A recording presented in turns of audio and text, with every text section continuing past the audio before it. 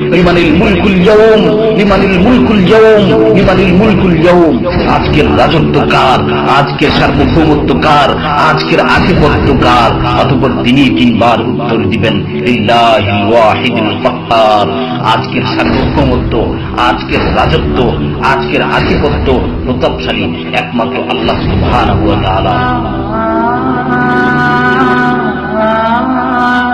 أعوذ بالله من الشيطان الرجيم. بسم الله الرحمن الرحيم.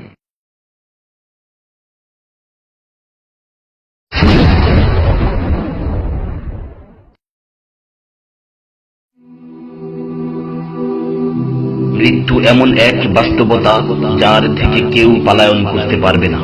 প্রত্যেকটি প্রাণীকেই মৃত্যুর স্বাদ আস্বাদন করতে হবে। আল্লাহ তাআলা পবিত্র কালামে মাজিদে ইরশাদ করেন, কুল্লু নাফসিন যায়িকাতুল মাউত, প্রতিটি প্রাণী ওই মৃত্যুর স্বাদ আস্বাদন করবে। কুল ইন্নাল মাউতাল্লাযী তাফিররুনা মিনহু ফাইন্নাহু মুলাকীকুম, হে নবী আপনি বলে দিন, মৃত্যু যার থেকে তোমরা পালায়ন করছো সে অবশ্যই তোমাদের সাথে সাক্ষাৎ করবে। আইনামা তাকুনু ইউদরিকুমুল মাউত ওয়ালাউ কুনতুম ফি বুরুজিম মুশাইয়াদা, তোমরা যেখানেই থাকো না কেন মৃত্যু তোমাদেরকে পাকড়াও করবেই, যদিও তোমরা সূর্য দুর্গে অবস্থান করো।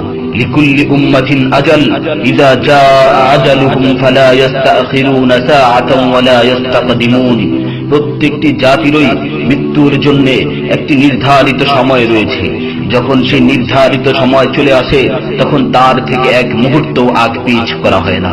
এই ক্ষণস্থায়ী পৃথিবী যাকে নিয়ে তোমরা স্বপ্ন দেখছো, এই স্বপ্নের পৃথিবীও একদিন ধ্বংস হয়ে যাবে। কিয়ামতের সময় যখন নিকটবর্তী হবে তখন আল্লাহ সুবহানাহু ওয়া তাআলা নিজের দায়িত্বপ্রাপ্ত ফেরেশতাকে সিংহায় ফুৎকার দেওয়ার আদেশ দিবেন।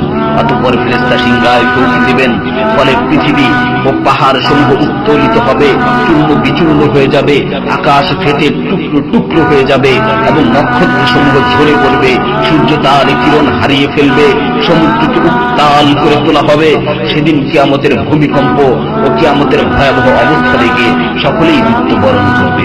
আল্লাহ তাআলা বলছেন, ইয়া আইয়ুহান নাসু ইত্তাকু রাব্বাকুম ইন্না যালজালাতাস সাআতি শাইউন আযীম يوم ترونها تذهل كل مرضعة عما رضعت وتضع كل ذات حمل حملها وترى الناس سكارى وما هم بسكارى ولكن عذاب الله شديد। হে মানুষ, তোমরা তোমাদের প্রতিপালককে ভয় করো। নিশ্চয়ই কিয়ামতের প্রকম্পন এক ভয়ঙ্কর ব্যাপার। সেদিন তোমরা দেখবে প্রত্যেক স্তন্যদানকারিণী আপন দুগ্ধপোষ্য শিশুকে ভুলে যাবে এবং প্রত্যেক গর্ভধারিণী তার গর্ভপাত করে ফেলবে। তুমি দেখবে মানুষকে পাগলের মতো, আসলে ওরা পাগল নয়, তবে আল্লাহর আযাবই হবে কঠিন।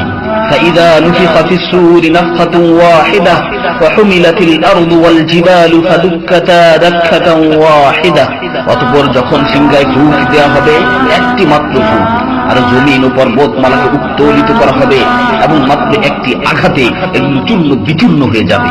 ইযা সামাউ ফাতারাত ওয়া ইযাল কাওয়াকিবু ইনতাসারাত ওয়া ইযাল বিহারু ফুজ্জিরাত ওয়া ইযাল কুবুরু বু'সিরাত আলিমাত নাফসুম মা কদ্দামাত ওয়া আখখারাত, যখন আসমান বিদীর্ণ হবে, আসমান ফেটে টুকরো টুকরো হয়ে যাবে, আর যখন নক্ষত্রগুলো ঝরে পড়বে, আর যখন সমুদ্রগুলোকে উত্তাল করে তোলা হবে, আর যখন কবরগুলোকে উন্মোচিত করা হবে, তখন প্রত্যেকেই জানতে পারবে সে আগে কি পাঠিয়েছে এবং পরে কি পাঠিয়েছে। সেদিন কিয়ামতের ভয়াবহতায় আল্লাহ সুবহানাহু ওয়া তাআলা ব্যতীত প্রতিটি প্রাণী প্রাণ হারাবে। পবিত্র কালামে মাজিদে ইরশাদ হয়েছে, কুল্লু শাইইন হালিকুন ইল্লা ওয়াজহা, সেদিন আল্লাহর মহান সত্তা ব্যতীত প্রত্যেকটি জিনিসই ধ্বংস হয়ে যাবে। কুল্লু মান আলাইহা ফান ওয়া ইয়াবকা ওয়াজহু রাব্বিকা যুল জালালি ওয়াল ইকরাম, সেদিন জমিনের উপর যা কিছু রয়েছে সবই ধ্বংস হয়ে যাবে, আর শুধুমাত্র মহামহিম ও মহানুভব আল্লাহ সুবহানাহু ওয়া তাআলাই বাকি থাকবেন। তাফসীরে ইবনে কাসীরে বর্ণিত হয়েছে, যখন ইসরাফিল আলাইহিস সালাতু ওয়াস সালাম সিংহায় ফুৎকার দিবেন তখন সকলেই মরে যাবে। মালাকুল মাউত মৃত্যুর ফেরেশতা এসে আল্লাহ তাআলাকে বলবে, হে আল্লাহ, সকলেই মরে গেছে। তিনি জিজ্ঞেস করবেন, অবশিষ্ট কে আছে? উত্তর দিবে, হে আমার রব, আপনি, আর আপনি তো হলেন চিরঞ্জীব। এছাড়াও বাকি রয়েছে জিবরাইল, মিকাইল ও আরশ বহনকারী ফেরেশতাগণ। আল্লাহ তাআলা বলবেন, জিবরাইল ও মিকাইলের মৃত্যু হওয়া উচিত। মৃত্যুর ফেরেশতা মালাকুল মাউত বলবে, হে প্রভু, জিবরাইল ও মিকাইলও মরে গেছে।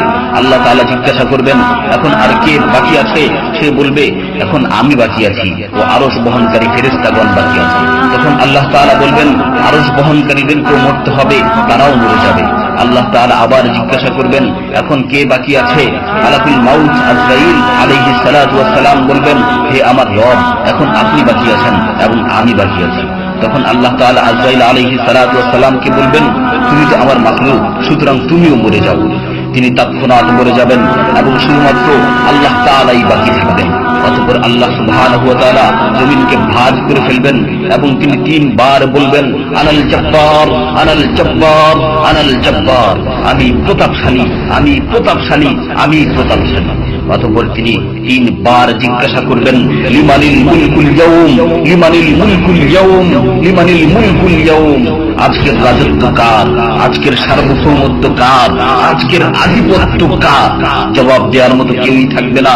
তিনি আবার উত্তর দিবেন, লিল্লাহিল ওয়াহিদিল কাহ্হার, আজকের রাজত্ব, আজকের সার্বভৌমত্ব, আজকের আধিপত্য পরাক্রমশালী একমাত্র আল্লাহ।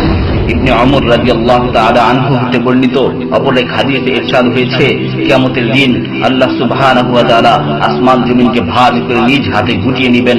অতঃপর বলবেন, আনাল মালিক, আনাল জব্বার, আনাল মুতাকাব্বির, আমি বাদশা, আমি প্রতাপশালী, আমি অহংকারী।